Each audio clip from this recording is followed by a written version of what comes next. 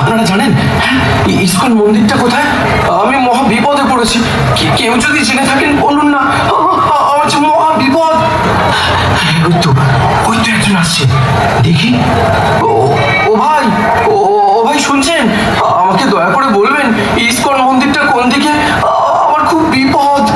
হ্যাঁ আমি জানি তো, কিন্তু আপনার কিসের বিপদ? প্লিজ প্লিজ, আমি সব পরে বলবো, এখন আমাকে ইসকন মন্দিরে নিয়ে চলুন, খুব খুব তাড়াতাড়ি। আপনি কি কোনো ভয় পেয়েছেন? আরে আসলে আমি ভূত। আরে না না, আমি গীতা। আরে না, মানে আমি জমালয়। কি যে বলছি। আরে আরে আপনি তো আগে আমাকে ইসকনে নিয়ে চলুন। দেখে মনে হচ্ছে কোনোভাবে বিচলিত। ঠিক আছে ঠিক আছে, চলুন চলুন।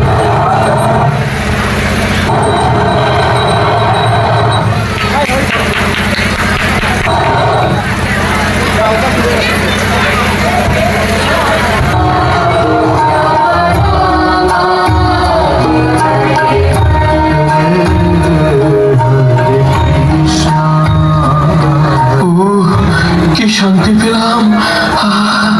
হরে কৃষ্ণ কৃষ্ণ কৃষ্ণ হরে হরে, হরে রাম রাম রাম হরে হরে। প্রভু, ওনাকে দেখে মনে হচ্ছে উনি কোনোভাবে বিচলিত। হ্যাঁ তাই তো। আচ্ছা, আপনাকে দেখে মনে হচ্ছে আপনি কোনো ভয় পেয়েছেন?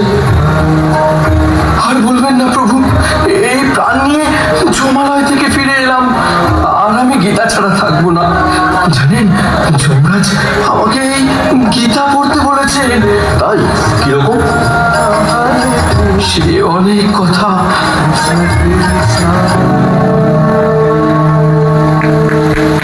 গৌর, বলো তো আজকের ভাগবত ক্লাসটা কেমন লাগলো? হ্যাঁ মা, উনি গল্প বলে বলে ক্লাস করান, তাই আমার শুনতে খুব ভালো লাগে।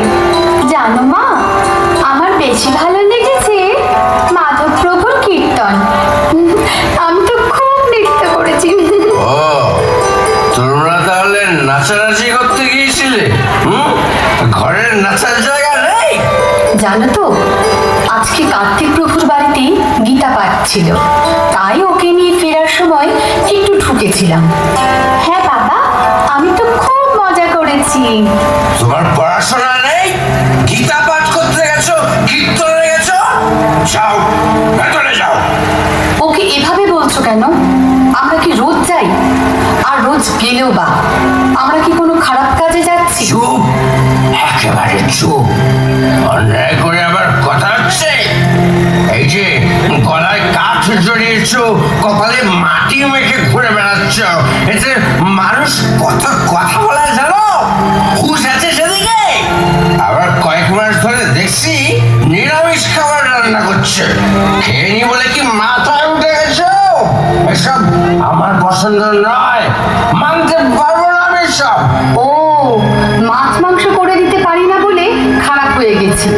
নিরীহ প্রাণীদের হত্যা করে তাদের মাংস খেতে খুব আনন্দ লাগে। অন্য প্রাণীদের হত্যা করে আনন্দ করতে চাও? অন্যকে কষ্ট দিয়ে আরেকজনের কি করে সুখ হতে পারে? সাধু সঙ্গে গেছি বলে রাগ? বাচ্চাকে নিয়ে তোমার সঙ্গে সিরিয়াল দেখলে আর মদ খেলে ভালো হতো। দেখো, একটু বোঝার চেষ্টা করো। সমাজের এই ভয়ঙ্কর পরিস্থিতি থেকে যদি সন্তানকে সুস্থভাবে মানুষ করতে হয়, তাহলে এই যে ধর্মের পথ, শ্রীল প্রভুপাদের গীতা অবশ্যই অধ্যয়ন করতে হবে। হ্যাঁ গো, তুমিও গীতা পড়ো, তাহলে বুঝতে পারবে আমাদের জীবনের প্রকৃত উদ্দেশ্য কি। ব্যাস, অনেক হয়েছে। এই দেখো, তুমি যা করছো করো, আমাকে না বেশি জ্ঞান দিতে আসবে না, বুঝেছো? সৌরভ কোন একটি অ্যাক্সিডেন্টে মারা গেছে, তাকে শ্মশানে নিয়ে যাওয়া হচ্ছে।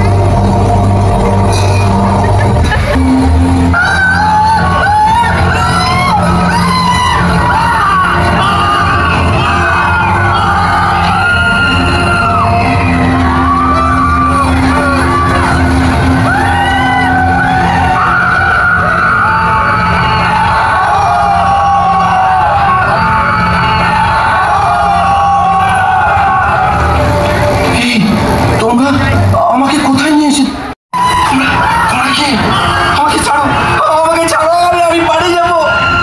ওই চুপ করে দাঁড়া এখানে। পাপ করার সময় মনে ছিল না? ছেড়ে দাও।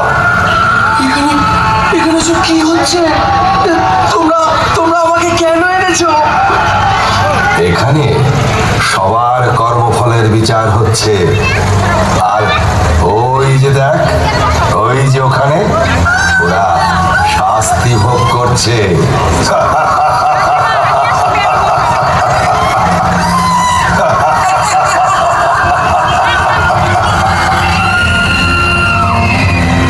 এই, এ কি পাপ করেছিল?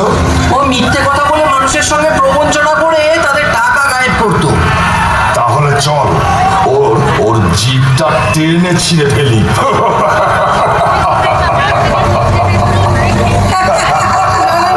তোমরা এরকম করো না, ছেড়ে দাও, ছেড়ে দাও ওকে, তোমরা ছেড়ে দাও। আমার এমন করতে ছিঁড়ে ফেল ওর জিভটা, টেনে ছিঁড়ে ফেল।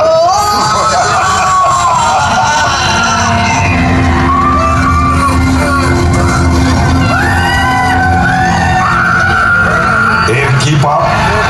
এ জীব হত্যা করে তার মাংস খেত। তবে একে ধর, ওই গরম তেলের কড়াই আছে, সেখানে ফুটন্ত তেলে ফেলে দেই।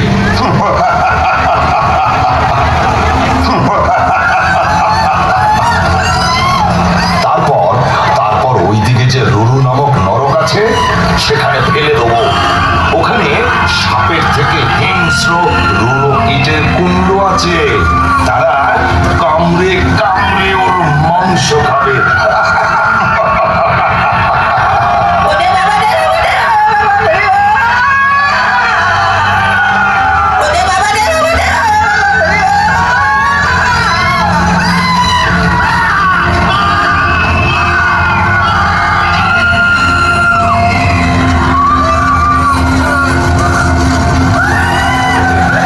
এ কি পাপ করেছে?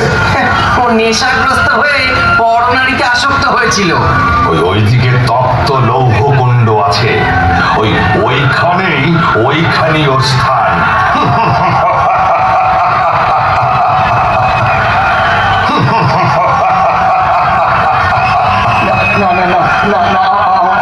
আমাকে ছেড়ে দাও, ছেড়ে দাও। এই কাজ আমি আর কখনো করবো না। ছেড়ে দাও, ছেড়ে দাও, ছেড়ে দাও।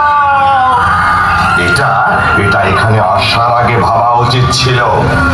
এখন এখানে এসেছিস যখন, শাস্তি তোকে ভোগ করতেই হবে। না, না, না, না, না, আমাকে ছেড়ে দাও, ছেড়ে দাও। এই কাজ আমি আর কখনো করবো না। ছেড়ে দাও, ছেড়ে দাও, ছেড়ে দাও।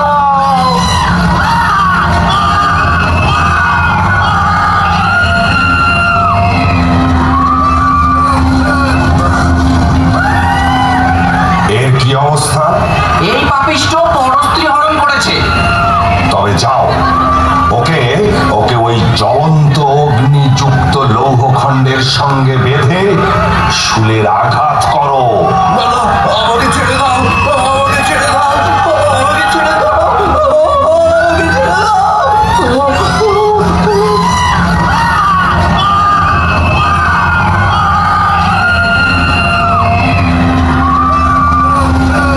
এ আবার কোন পাপিষ্ঠ? এ সমাজে গুরু সেজে ভণ্ডামি করত আর নিজের স্বার্থ সিদ্ধির জন্য বড় অঙ্কের টাকা আদায় করত। ওকে ওকে ওই নাগ পাশে বেঁধে শুলাঘাত করো।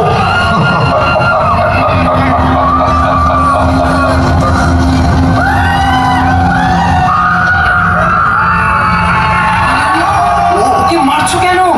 ও যে আমাদের সুদান কাকা। ও কাকা, তুমি তো কদিন আগে মারা গেলে, তবে এখানে কি করে আসলে? আমি পাপ কাজ করেছি রে, তাই আমার শাস্তি হচ্ছে। এই চল, তোর সময় হয়ে গেছে। আমাকে আমাকে তোমরা ছেড়ে দাও, ছেড়ে দাও না আমাকে। তোমরা তো একজনকে ছাড়তে পারো, আমি আর কোনো পাপ কাজ করবো না। ছেড়ে দাও আমাকে, আমাকে ছেড়ে দাও। চল মহারাজের কাছে চল, তারপর ঠিক যেখানে যাওয়ার সেখানেই যাবি।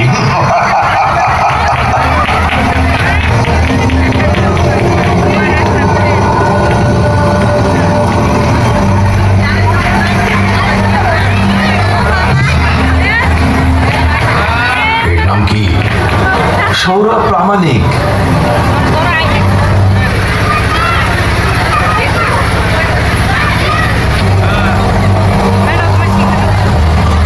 আরে একটু এখনো সময় হয়নি, তোমরা ঠিক করে কাজ করতে পারো না।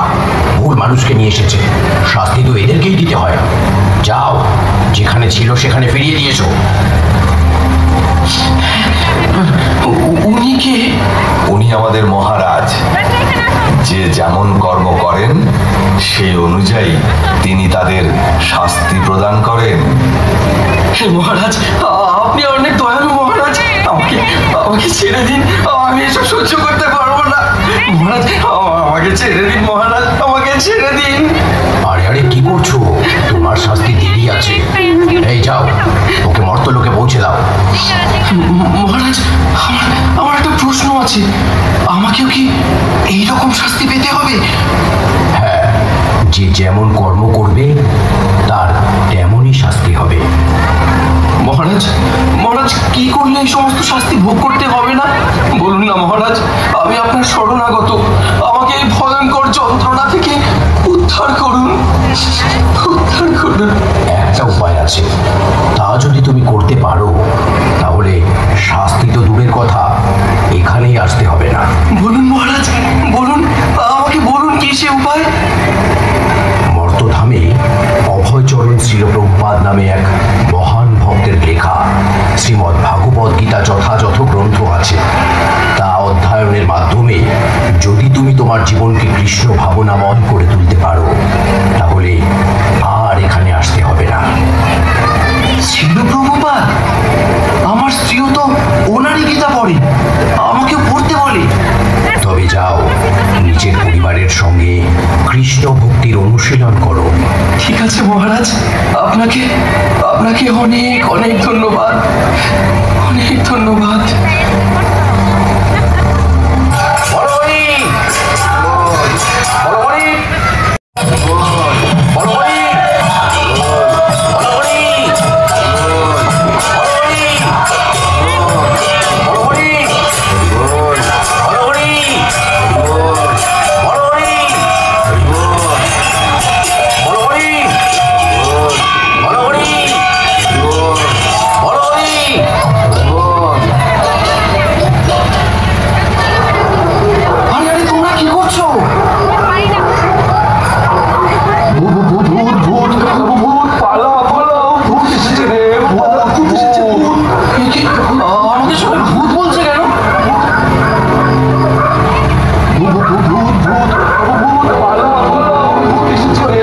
তুমি যেহেতু মারা গিয়েছিলে তাই সবাই তোমায় ভূত বলছে।